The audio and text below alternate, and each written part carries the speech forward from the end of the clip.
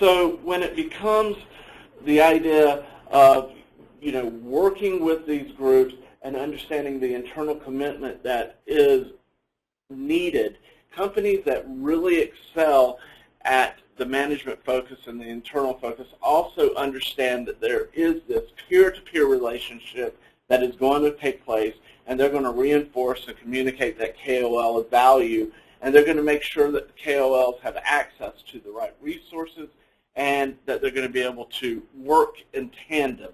And this is important because in speaking just with some key opinion leaders, what we're finding is that they're not always sure that the pharma companies are listening to them and truly understand what they need and desire. In fact, one said, I think that the pharma is so big that although it works with KOLs, it doesn't do very much listening to the KOLs. And that's something that is very important for people to keep in mind as they begin working through this and focusing on the role of having a strong KOL management group, because the first part of that is KOL, the key opinion leaders, and you have to make sure you're working with them.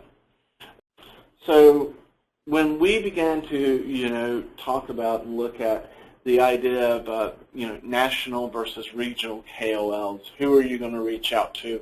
How often are you going to reach out to them? What we found is that the benchmark companies were most likely to contact KOLs on a monthly basis. In fact, 1/4 of the people we talked to said that they were reaching out to them in, this type of way.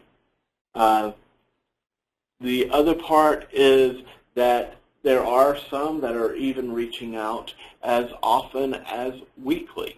So when you're reaching out weekly, which, a 1/4 of people are doing, and I got my numbers backwards, so I do apologize. I want to correct that. It's almost 50% are reaching out on a monthly basis, but it's that 1/4% that are reaching out on a weekly basis.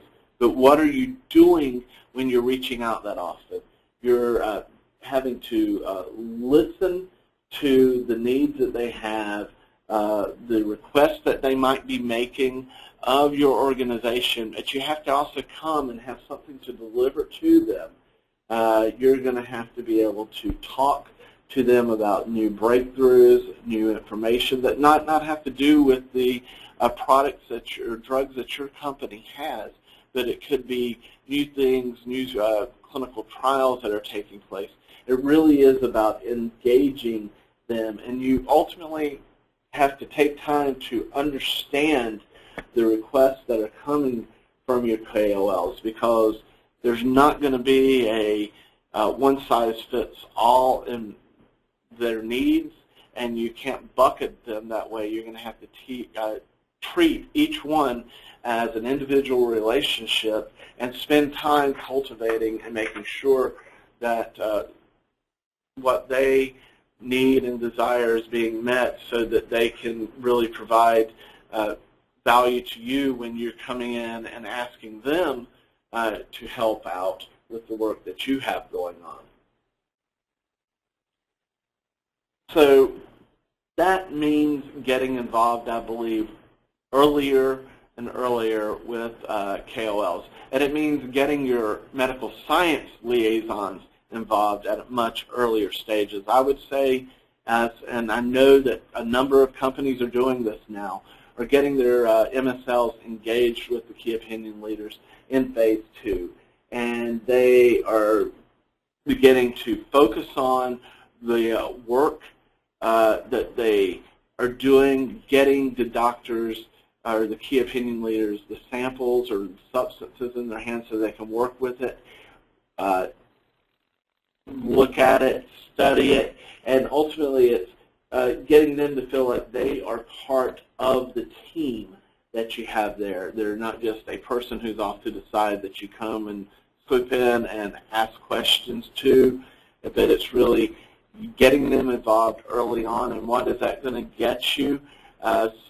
Some companies, as you see down here in the bottom part, they begin working with it with their own hands, and they begin studies of their own, these investigator-initiated trials, studies, that gives them a feeling of ownership for the mechanism, the compounds, as well as for the work that you're doing as an organization.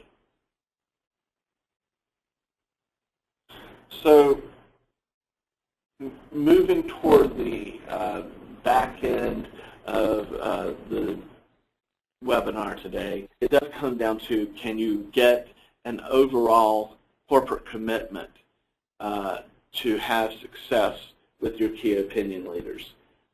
Can you get people who internally are determined to make KOL management a focus? Do they understand that it has to be peer-to-peer relationships being forged, and that you are having open discussions taking place with your key opinion leaders? And this means that the work that is taking place has to be valued, it has to be communicated internally, not just externally. You have to make sure that the people who are higher up in the organization understand the strategy that you're putting forth from your KOL management, what you're trying to gain from that. And I would say just delivering information to them on a regular basis can allow you to keep them well abreast of what's going on. And hopefully that's going to mean, as they see the value of your work with KOLs, that more budget will begin to move toward the medical affairs or the groups that are managing KOLs, so you can do more innovative work with the KOLs and get more people involved in what is taking place. So the activities that are driving it, what we're finding is that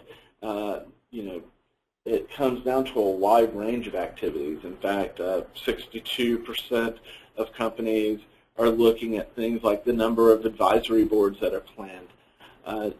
3/4 are looking at the needs of KOLs around current disease states, and an additional 3/4 are looking at clinical trials that are being planned and the work and needs that are taking place there.